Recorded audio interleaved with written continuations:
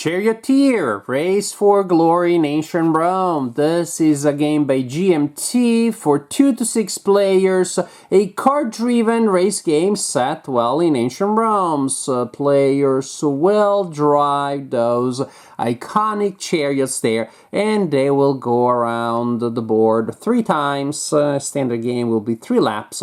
The first player to pass the finish line will trigger the end of the game. If at that point only one player passed the finish line after the third lap, the player will win the game. If multiple players pass the finish line, the player who is ahead wins the game. Pretty simple and intuitive victory condition. And let me give you a sense of the board. As you can see, it's actually 2 mounted boards that you will place next to each other to create the track, and it's mainly empty with some extra spaces there in the corners. When you approach these areas of the corners, you have to cover each space usually, and so it becomes longer unless you play a corner move, and in which case you're just cutting the corner and moving on the inside. Each player will have, of course, a piece representing their chariot, I guess a Charioteer, because made of wood. Each player also has a personal board, such as this one that you see here, representing, well, giving you first a sense, giving you a play array with a reminder of some important game functions. Then we have these tokens here that are moved up and represent your increasing skills, your confidence. As you perform a certain move, you will move this token first up on this track, and then down in this area, and while it is in this area, it will give you that amount of bonuses, say like so. Now when I use these 2 skills, I will have a +1, which is good. And so the skills that start down here will take a little longer before they start giving you bonuses, and they're placed in a random order there at the beginning of the game. And naturally, some skills may even get to give me permanent higher bonuses than +1, may give me +3, +5, +7, or even +9. There's also an area here where you place damage. When people give you damage, the turn in which you receive it, you place it in this section here. It is a reminder that no matter how much damage is given to you, you can only take up to 3 per round. The rest is ignored. But at the end of the round, those 3 damages, up to 3 damages, they move from the attack box to the damage box, and they will count against your movement points. So if I generate 9 movement points this round, I'll actually only move by 6 because damage box. The game, as I said, is card driven, and so each player will have a hand of cards. And from that hand of cards, you will play a set of cards trying to match these icons that you see here. In order for you to actually move in a turn, you need to match sets of symbols from at least 2 cards. Moreover, there are 3 cards in the middle of the board. They represent what the crowd wants to see, the effect of the crowd, energizing you with their support. But only the last card, the rightmost card, is the active one. The other 2 are there because you see what you're going to get next. Because at the end of the turn, this is discarded, and these scoot down. And you replace from the pretty substantial deck. But right now, this would be the crowd. The active crowd card, counts as if it was in everybody's hand. So everybody can use the symbols on it. There's also the Emperor die that represents what the Emperor wants to see that turn. You roll the die and you place it there. And there's an advantage if you perform the move indicated there. So at the beginning of a turn, everybody will select the cards that they want to play. Suppose that I decide to play these 4 cards, and I decide to match the green 6. Green represents sprint. I could have, for example, played these other cards instead and declare that I was using the 4 symbols on the cross, kind of like the red cross, but yellow, and they represent recovery. These are the symbols, represent attacks, but see, I wouldn't be able to match attack symbols from multiple cards, and these black symbols with a curve represent, well, moving around the curve. I could have done that and matching the ones, but I'm not an extra curve, so that's not the best idea. Once everybody selects their cards at the same time, you reveal them, and then the cards are resolved in player's order, starting from the player who is ahead. When you have multiple people in the same space, being closer to the center means being ahead. And when you land in a space that already has somebody, well, you go on the outside of them. And actually, then you have to spend a movement point to go past them. And if you have other movement points, you can continue. So, how much do you move? The number indicated on the symbol that you're playing is your base movement value. In this case, I'm matching 6s, therefore I move by 6. Sprint, of course, gives you the most movement, but doesn't give you any other effect. So I got the movement of 6 plus the number of symbols that I'm using. 1, 2, 3, 4, 5, 6. Oh, 7, because I'm using that symbol there. So now I go to 13. That's pretty neat because I add the number of symbols to the number in the symbol. Also, you have these tokens here that you can use once per game. By discarding them, you can add to your movement. Everybody starts with the same set of tokens. Also, if you matched at least 6 symbols from your cards and or the crowd card, you get to draw a crowd token representing, again, different kinds of moral boosts that you receive from the crowd. There are different effects, and you draw them and you place them there in your pool of available game effects. And again, they may allow you to do different things, give you extra moves, and so on and so forth. So when all is said and done, I will have my movement value coming from the cards, possibly the crowd tokens, possibly, hope you didn't forget, booyah being reduced by damage, and then ultimately I will move my chariot according 3, 4, 5, 6, 7, 8, 9, 10, because I did 13 minus my whatchamacallit, minus my damage. Again, if you reach the corner, spaces, you're supposed to zigzag and cover every space unless you play the movement, a corner movement, then booyah, then you just move by the number indicated there, ignoring the darker spaces.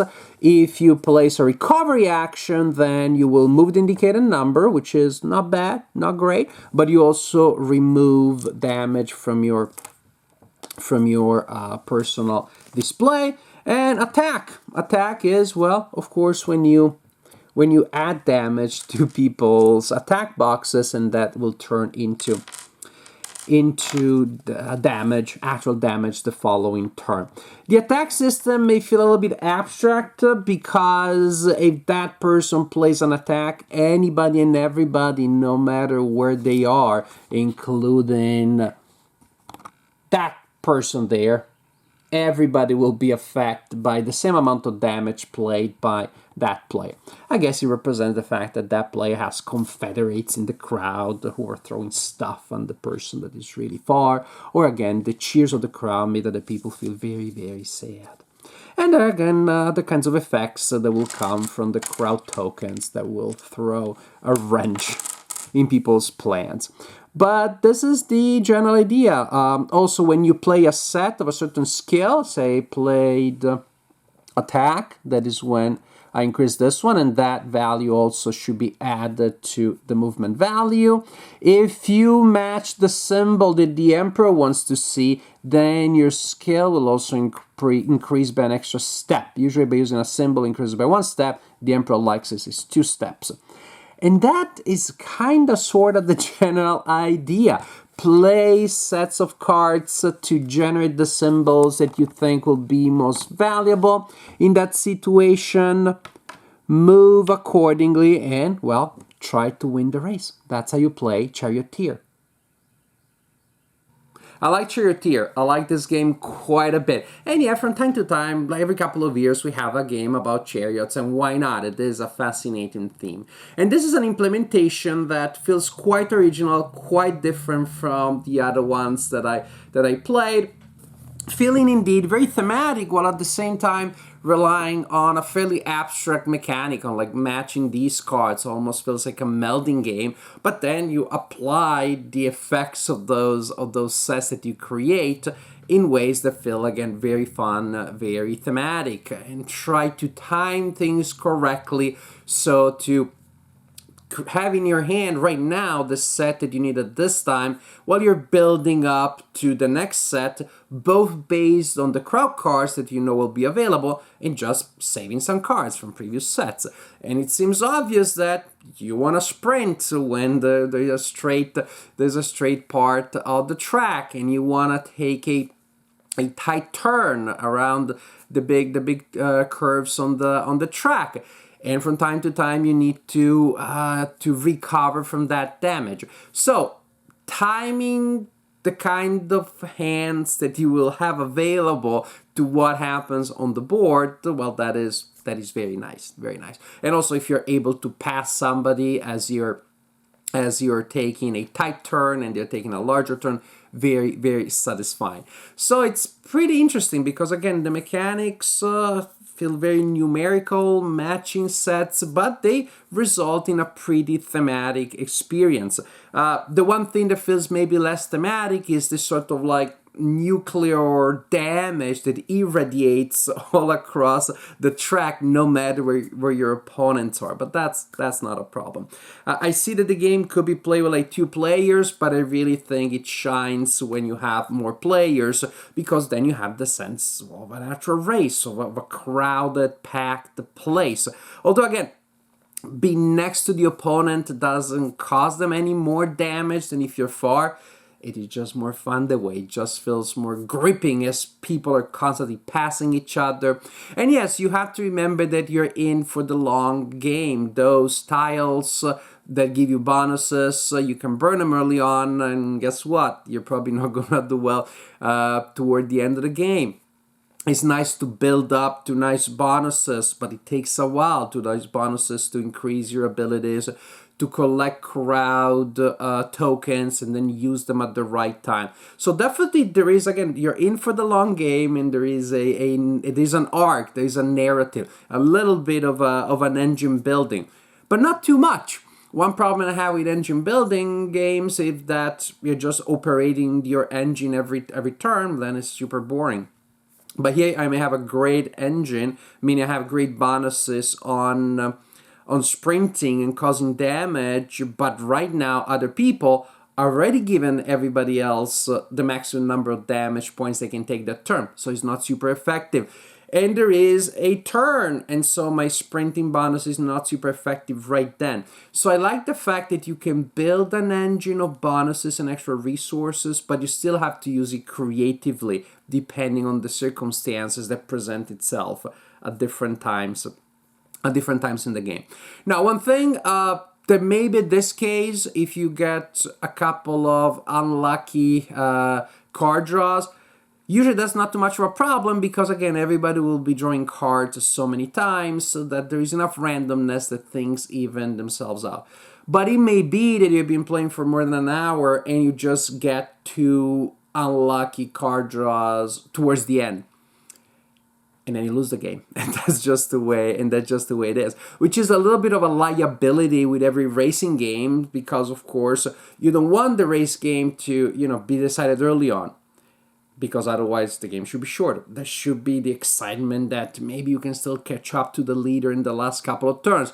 But then the problem is that may happen, meaning the leader may be really unlucky and the second player really lucky the last couple of turns.